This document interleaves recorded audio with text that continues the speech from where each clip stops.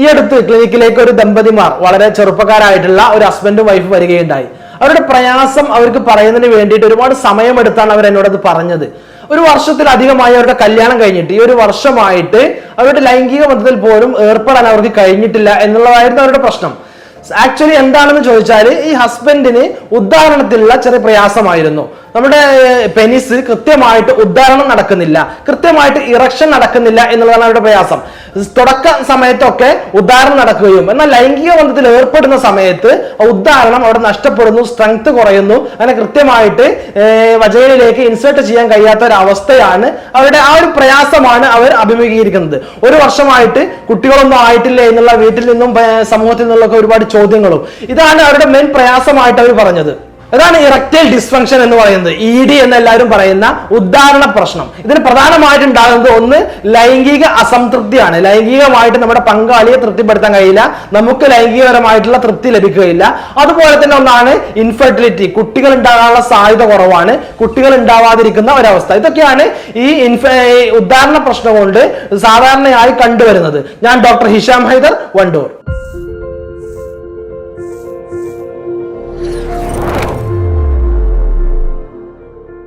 ഏറ്റവും പ്രധാനമായിക്കൊണ്ട് ഈ ഉദ്ധാരണ പ്രശ്നത്തിന് അല്ലെങ്കിൽ ഇറക്ടൈൽ ഡിസ്ഫങ്ഷനുള്ള കാരണങ്ങൾ എന്ന് പറയുന്നത് കുറച്ച് കാരണങ്ങളുണ്ട്. അതിൽ ഏറ്റവും പ്രധാനമായിട്ടുള്ള കാരണങ്ങൾ എന്ന് പറയുന്നത് നമ്മുടെ ചെറിയ രക്തക്കൊയലുകൾ അഥവാ കാപ്പിലറീസ് എന്ന് പറയും. ചെറിയ രക്തക്കൊയലുകൾ ഉണ്ടാകുന്ന ബ്ലോക്കാണ്. നമുക്കെല്ലാവർക്കും ബ്ലോക്ക് എന്ന് പറഞ്ഞാൽ അത് നമ്മുടെ കാർഡിയാക് സംബന്ധമായിട്ടുള്ള ബ്ലോക്ക്, അറ്റാക്കാണ് അറിയുക. എന്നാൽ നമ്മുടെ വളരെ ചെറിയ മൈന്യൂട്ട് ആയിട്ടുള്ള ഓരോ ഓർഗൻസിലേക്കും പോകുന്ന കാപ്പിലറീസ് പോലെയുള്ള വളരെ മൈന്യൂട്ട് രക്തക്കൊയലുകളിൽ വളരെ ചെറിയ ബ്ലോക്കുകൾ ഉണ്ടാവുകയും നമ്മുടെ ലൈംഗിക ഭാഗത്തേക്ക് അല്ലെങ്കിൽ ലൈംഗിക അവയവങ്ങളിലേക്ക് കൃത്യമായിട്ട് രക്തപ്രവാഹം, രക്തയോട്ടം നടക്കാതിരിക്കുകയും ചെയ്യുന്നത് കാരണം ഇത്തരത്തിലുള്ള ഉദ്ധാരണ പ്രശ്നങ്ങൾ, ഇറക്ടൈൽ ഡിസ്ഫങ്ഷൻ ഉണ്ടാകുന്നു. അതുപോലെ തന്നെയാണ് മറ്റു പ്രധാനപ്പെട്ട കാരണങ്ങളിൽപ്പെട്ടതാണ് ഡയബറ്റിസ് മെലിറ്റസ്. കുറെ കാലമായി പ്രമേഹമുള്ള ആളുകൾക്ക് ഇത്തരത്തിലുള്ള ഇറക്ടൈൽ ഡിസ്ഫങ്ഷൻ ഉണ്ടാവാറുണ്ട്. അതുപോലെ തന്നെ കൊളസ്ട്രോൾ ഉള്ള ആളുകൾ, ഞാൻ നേരത്തെ പറഞ്ഞതുപോലെ തന്നെ കൊളസ്ട്രോൾ ഉണ്ടാകുമ്പോൾ കോമൺ ആയിട്ട് നമ്മുടെ ചെറിയ ചെറിയ രക്തക്കൊയലുകളിലൊക്കെ ചെറിയ ബ്ലോക്കുകൾ വരുന്നു. അതുപോലെ അങ്ങോട്ടുള്ള രക്തയോട്ടം കുറയുന്നു, ഉദ്ധാരണ പ്രശ്നം ഉണ്ടാകുന്നു. യൂറിക് ആസിഡിന്റെ അമിതമായിട്ടുള്ള രക്തത്തിൽ യൂറിക് ആസിഡ് ഉയർന്ന അളവിൽ നിലനിൽക്കുന്നത് ഇതിലുള്ള ഇറക്ടൈൽ ഡിസ്ഫങ്ഷൻ, ഉദ്ധാരണ പ്രശ്നം ഉണ്ടാവാനുള്ള ഒരു പ്രധാനപ്പെട്ട ഒരു കാരണമാണ്. അതുപോലെ തന്നെ മാനസിക സമ്മർദ്ദം, ആങ്സൈറ്റി എന്ന് പറയുന്ന, നമ്മൾ പല കാരണങ്ങളായിട്ടാണ് ഈ മാനസിക സമ്മർദ്ദം ഉണ്ടാവാറുള്ളത്. ഒന്ന് നമ്മുടെ ഫൈനാൻഷ്യൽ സംബന്ധമായിട്ടുള്ള, നമ്മുടെ ജോലി സംബന്ധമായിട്ട് എന്തെങ്കിലും പ്രയാസങ്ങൾ, നമ്മുടെ ഓഫീസ് തലത്തിൽ ഉണ്ടാകുന്ന പ്രയാസങ്ങൾ, അല്ലെങ്കിൽ കുടുംബ സംബന്ധമായിട്ട് മറ്റുണ്ടാകുന്ന മറ്റെന്തെങ്കിലും പ്രയാസങ്ങൾ, അല്ലെങ്കിൽ വേറെ എന്തെങ്കിലും പ്രശ്നം കഴിഞ്ഞിട്ടാണ് നമ്മൾ വീട്ടിലേക്ക് വരികയെങ്കിൽ ആ ഒരു പ്രയാസങ്ങൾ, അല്ലെങ്കിൽ ഏതെങ്കിലും ഫസ്റ്റ് സമയത്ത് നമുക്ക് ലൈംഗിക ബന്ധത്തിൽ ഏർപ്പെടുന്ന സമയത്ത് എനിക്ക് എൻ്റെ പങ്കാളിയെ തൃപ്തിപ്പെടുത്താൻ കഴിയുമോ ഇല്ലയോ എന്നുള്ള ഒരു സംശയത്തിൽ നിന്നുണ്ടാകുന്ന ഒരു ആങ്സൈറ്റി. ഇങ്ങനെ പലതരത്തിലാണ് ഈ ആങ്സൈറ്റി കൊണ്ടുണ്ടാവുന്ന ഇറക്ടൈൽ ഡിസ്ഫങ്ഷൻ എന്ന് പറയുന്നത്. ഇനി പ്രധാനമായിട്ട് ഇതിൽ ഉദ്ധാരണത്തിൽ ഉണ്ടാവുന്ന ടൈപ്സ് എന്ന് പറയുന്നത് ഒന്ന് പാർഷ്യൽ ഇറക്ടൈൽ ഡിസ്ഫങ്ഷൻ ആണ്, അതുപോലെ തന്നെ കംപ്ലീറ്റ് ഇറക്ടൈൽ ഡിസ്ഫങ്ഷൻ ആണ്. പാർഷ്യൽ എന്ന് പറഞ്ഞാൽ വളരെ കുറച്ച് മാത്രം ഉദ്ധാരണം നടക്കുന്നുണ്ട്, എന്നാൽ കംപ്ലീറ്റ് ആയിട്ട് ഉദ്ധാരണം നടക്കുന്നില്ല, ഒരു പകുതിയൊക്കെ ആകുമ്പോഴേക്കും ഉദ്ധാരണം നഷ്ടപ്പെടുകയാണ്. ഇതാണ് പാർഷ്യൽ ഇറക്ടൈൽ ഡിസ്ഫങ്ഷൻ എന്ന് പറയുന്നത്. എന്നാൽ കംപ്ലീറ്റ് ഇറക്ടൈൽ ഡിസ്ഫങ്ഷൻ എന്ന് പറഞ്ഞാൽ തീരെ ഉദ്ധാരണമേ നടക്കുന്നില്ല, ഉദ്ധാരണം തീരെ നടക്കുന്നില്ല. ഇതൊക്കെ കുറെ കാലമായിട്ട് പ്രമേഹമുള്ള ആളുകൾ, കുറെ കാലമായിട്ട് പ്രമേഹത്തിനും കൊളസ്ട്രോളിനും പ്രഷറിനും ഒക്കെ മരുന്ന് കഴിച്ചുകൊണ്ടിരിക്കുന്ന ആളുകൾ, ഇങ്ങനെയുള്ള ആളുകൾക്കാണ് ഇങ്ങനെ തീരെ ഉദ്ധാരണം നടക്കാത്ത അവസ്ഥ. അല്ലെങ്കിൽ ഏജ് കൂടി വരുന്നതിനനുസരിച്ചിട്ട് ഈ പ്രമേഹമുള്ള ആളുകളിൽ ഒരു 50 വയസ്സിനൊക്കെ ശേഷം തീരെ ഉദ്ധാരണം തന്നെ, നമ്മുടെ പെനിസ് തീരെ ഉദ്ധാരണം തന്നെ ആവാത്തൊരവസ്ഥ. ഇങ്ങനെയാണ് ഇതിൽ ടൈപ്സ് എന്ന് പറയുന്നത്. ഇനി ഈ ഉദ്ധാരണ പ്രശ്നവുമായി ബന്ധപ്പെട്ടുകൊണ്ട്, ഇറക്ടൈൽ ഡിസ്ഫങ്ഷനുമായി ബന്ധപ്പെട്ടുകൊണ്ട് നിർബന്ധമായി നാം ചെയ്തിരിക്കേണ്ടത് കാര്യം, ഒന്ന് നാണം വിചാരിച്ച്, മടി വിചാരിച്ച് ഡോക്ടറെ കാണാതിരിക്കരുത്. കാരണം ഡോക്ടറെ കാണാതിരുന്നാൽ ഇത് നിങ്ങളുടെ പ്രയാസമാണ്. നമ്മുടെ ഒരു മനുഷ്യന്റെ എല്ലാ നീഡുകളെയും പോലെ തന്നെയാണ് സെക്ഷൽ നീഡ് എന്ന് പറയുന്നത്. നാം ആഹാരം കഴിക്കുന്നു, ദാഹത്തിന് വെള്ളം കുടിക്കുന്നു, അതുപോലെ തന്നെയാണ് ഒരു സെക്ഷൽ സാറ്റിസ്ഫാക്ഷൻ, സെക്ഷൽ പ്ലഷർ എന്ന് പറയുന്നത് നമ്മുടെ ഒരു മനുഷ്യന്റെ ഒരു നീഡ് തന്നെയാണ്. അതുകൊണ്ട് ഈ പ്രയാസം പറയാൻ മടിക്കേണ്ടതില്ല. കൃത്യമായിട്ട് ഒരു ഡോക്ടറെ, നിങ്ങളുടെ ഡോക്ടറെ കാണുകയും നിങ്ങളുടെ പ്രയാസം മനസ്സിലാക്കുകയും ചെയ്യുക. Consult your doctor. നിങ്ങളുടെ ഡോക്ടറെ കാണൽ നിർബന്ധമാണ്. അതുപോലെ തന്നെ പ്രമേഹമുള്ള ആളുകൾ, നേരത്തെ കാരണം പറഞ്ഞതിൽ പറഞ്ഞു, പ്രമേഹം, കൊളസ്ട്രോൾ, യൂറിക് ആസിഡ്, ഇത്തരത്തിലുള്ള പ്രമേഹമുള്ള ആളുകൾ പ്രമേഹത്തെ നിയന്ത്രിക്കണം. കൃത്യമായിട്ട് പ്രമേഹത്തിന്റെ ട്രീറ്റ്മെന്റ് എടുക്കുന്നുണ്ട്. അതുപോലെ പ്രമേഹമുള്ള ആളുകൾ കൃത്യമായിട്ട് പ്രമേഹം കുറക്കുന്നതിന് വേണ്ടിയുള്ള ആഹാരങ്ങളൊക്കെ കുറച്ച് വ്യായാമങ്ങളൊക്കെ ചെയ്തിട്ട് പ്രമേഹത്തെ നിയന്ത്രിക്കുന്നുണ്ട് എന്ന് ഉറപ്പുവരുത്തുക.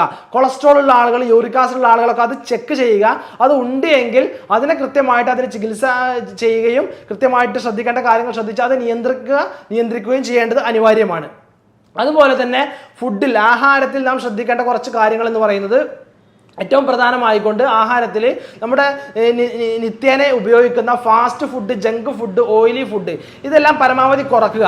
കാരണം ഇത്തരത്തിലുള്ള ആഹാരങ്ങളൊക്കെ നമ്മുടെ നേരത്തെ പറഞ്ഞ കാരണം രക്തക്കുഴലുകൾ ഉണ്ടാവുന്ന ബ്ലോക്കുകൾ ഉണ്ടാവാൻ കാരണമാവുന്നുണ്ട്. അതുകൊണ്ട് ഇത്തരത്തിൽ ഓയിലി ഫുഡുകൾ, ബേക്ക്ഡ് ഫുഡുകൾ, ഇത്തരത്തിലുള്ള ഫാറ്റി ഫുഡുകളൊക്കെ പരമാവധി ഒഴിവാക്കുക. കൃത്യമായിട്ട് ആരോഗ്യകരമായിട്ടുള്ള ഇലക്കറികളും പച്ചക്കറികളും വെജിറ്റബിൾ പ്രോട്ടീൻസ് അടങ്ങിയിട്ടുള്ള ആഹാരങ്ങൾ ധാരാളമായിട്ട് കഴിക്കുക. മറ്റൊരു ശ്രദ്ധിക്കേണ്ട കാര്യം എന്ന് പറയുന്നത് വെള്ളം ധാരാളമായിട്ട് കുടിക്കുക. വെള്ളം ധാരാളമായിട്ട് കുടിക്കുന്നതിലൂടെ യൂറിക് ആസിഡ് ഉണ്ടെങ്കിൽ അത് കുറയും, അതുപോലെ തന്നെ കൊളസ്ട്രോൾ ഉണ്ടെങ്കിൽ അത് കുറയും, അതുപോലെ തന്നെ രക്തത്തെ ഒന്നുകൂടെ കട്ടി കുറക്കാൻ, രക്തത്തിൽ ബ്ലോക്കോ ചെറിയ കട്ട പിടിക്കലോ ചെറിയ ചെറിയ ബ്ലോക്കുകളൊക്കെ ഉണ്ടെങ്കിൽ അതിനെ കുറക്കാനും വെള്ളം ധാരാളമായിട്ട് കുടിക്കുന്നത് നമ്മളെ സഹായിക്കും. ഇതാണ് പ്രധാനമായിട്ട് ശ്രദ്ധിക്കേണ്ടത്. അതുപോലെ തന്നെ സ്ട്രെസ്, ടെൻഷൻ, ആങ്സൈറ്റി ഉള്ള ആളുകൾ നമ്മുടെ ടെൻഷനൊക്കെ ഒന്ന് കുറക്കുക. നമുക്ക് കൂടുതൽ എൻഗേജ് ചെയ്യാൻ ഇൻട്രസ്റ്റ് ഉള്ള കാര്യങ്ങളിലേക്ക് കൂടുതൽ മുഴുകുകയും ടെൻഷനെ ഒന്ന് ഫ്രീ ആക്കുക, മാനസിക സമ്മർദ്ദത്തെ ഫ്രീ ആക്കുക. ബന്ധപ്പെടാൻ പോകുന്ന സമയത്ത്, നമ്മുടെ പങ്കാളിയുമായി ബന്ധപ്പെടാൻ പോകുന്ന സമയത്ത് ടെൻഷൻ എല്ലാം മാറ്റിവെച്ചുകൊണ്ട് മറ്റു എല്ലാ കാര്യങ്ങളും, ജീവിതത്തിലെ മറ്റു ജോലിയാണെങ്കിലും മറ്റെല്ലാ കാര്യങ്ങളും മാറ്റിവെച്ചുകൊണ്ട് മാത്രം ഈ ഒരു സെക്ഷൽ ബന്ധത്തിലേക്ക് ഏർപ്പെടാൻ വേണ്ടി തയ്യാറാവുക. അതുപോലെ തന്നെ അവസാനമായി നാം ശ്രദ്ധിക്കേണ്ട ഒരു കാര്യം എന്ന് പറയുന്നത് വ്യായാമമാണ്, എക്സസൈസ്. കൃത്യമായി എക്സസൈസ് എല്ലാ ദിവസവും ചെയ്യുന്ന ആളുകളിൽ ഇത് കുറവായിരിക്കും. നമ്മൾ തന്നെ ഇത്തരത്തിലുള്ള പ്രയാസങ്ങളുള്ള ആളുകളൊന്ന് ശ്രദ്ധിച്ചാൽ മതി. കൃത്യമായിട്ടൊന്ന് എക്സസൈസ് ചെയ്യുക. ഒന്നോ രണ്ടോ ദിവസമല്ല, കൃത്യമായിട്ട് എല്ലാ ദിവസവും എക്സസൈസ് ചെയ്യുന്ന ആളുകൾ, പ്രധാനമായിട്ട് നമ്മൾ ഷട്ടിൽ കളിക്കുന്ന ആളുകൾ, ഫുട്ബോൾ കളിക്കുന്ന ആളുകൾ, അല്ലെങ്കിൽ സൈക്ലിംഗ് ചെയ്യുന്ന ആളുകൾ, ജോഗിങ് അല്ലെങ്കിൽ നടത്തമൊക്കെ ചെയ്യുന്ന ആളുകളിൽ ഇത് കുറവായിരിക്കും. അല്ലെങ്കിൽ അങ്ങനെ ചെയ്യുന്ന ആളുകൾ, ഇത് ഈ പ്രയാസമുള്ള ആളുകൾ അങ്ങനെ ചെയ്യുകയാണെങ്കിൽ ഒരു പരിധി വരെ അത് കുറയാൻ, കുറച്ചെങ്കിലും ഒരു ഇമ്പ്രൂവ്മെന്റ് ഉണ്ടാകുന്നതായിട്ട് അവർക്ക് കാണപ്പെടാൻ കഴിയും. അതുകൊണ്ട് നിർബന്ധമായിട്ട് എല്ലാ ദിവസവും നമുക്ക് മടിയും കാര്യങ്ങളൊക്കെ മാറ്റി വെച്ചുകൊണ്ട് കൃത്യമായിട്ട് എക്സസൈസുകൾ ചെയ്യുക. ഇനി ഉദാഹരണ പ്രശ്നവുമായി ബന്ധപ്പെട്ട് ഇവിടെ ശ്രദ്ധിക്കാൻ പറഞ്ഞിട്ടുള്ള കാര്യങ്ങളൊക്കെ ശ്രദ്ധിക്കുകയും കൂട്ടത്തിൽ കൃത്യമായി നിങ്ങൾ ഡോക്ടറെ കണ്ട് ചികിത്സിക്കുകയും ചെയ്യുക. കൃത്യമായിട്ടുള്ള ചികിത്സ എടുക്കുന്നതിലൂടെ നമുക്കിത് പരിഹരിക്കാൻ കഴിയുന്ന ഒന്നാണ്. ഇങ്ങനത്തെ ഒരു പ്രയാസം വന്നു കഴിഞ്ഞാൽ അത് ജീവിതകാലം മുഴുവൻ അത് ഉണ്ടാവുമെന്നൊന്നും ആരും തെറ്റിദ്ധരിക്കേണ്ടതില്ല. ഇതിന് കൃത്യമായിട്ടുള്ള ചികിത്സകളുണ്ട്. കൃത്യമായിട്ട് ഡോക്ടറെ കൺസൾട്ട് ചെയ്യാതെ മറ്റു ഏതെങ്കിലും വയാഗ്ര പോലുള്ള ടാബ്ലറ്റുകളോ മറ്റു സ്പ്രേകളോ കാര്യങ്ങളോ ഒന്നും ഉപയോഗിക്കാതിരിക്കുക. അത് നമുക്ക് മറ്റുള്ള സൈഡ് എഫക്റ്റുകൾ പിൽക്കാലത്ത് ഉണ്ടാക്കാൻ സാധ്യതയുണ്ട്. അതുകൊണ്ട് നിങ്ങളുടെ പ്രയാസം ഡോക്ടറുമായി കൺസൾട്ട് ചെയ്യുകയും ഡോക്ടറുടെ നിർദ്ദേശപ്രകാരം മാത്രം ചികിത്സ എടുക്കുക, മരുന്ന് കഴിക്കുക. ഹോമിയോപ്പതിയിൽ ഇതിന് കൃത്യമായിട്ടുള്ള ചികിത്സയും മരുന്നുകളും ഇന്ന് ലഭ്യമാണ്. കൃത്യമായിട്ടുള്ള ഒരു 6 മാസത്തേക്ക് കോഴ്സ് കൊണ്ട് തന്നെ ഹോമിയോപ്പതി ട്രീറ്റ്മെന്റിലൂടെ തന്നെ ഇത് പരിഹാരം കാണാറുണ്ട്. എല്ലാവർക്കും നന്ദി, നമസ്കാരം.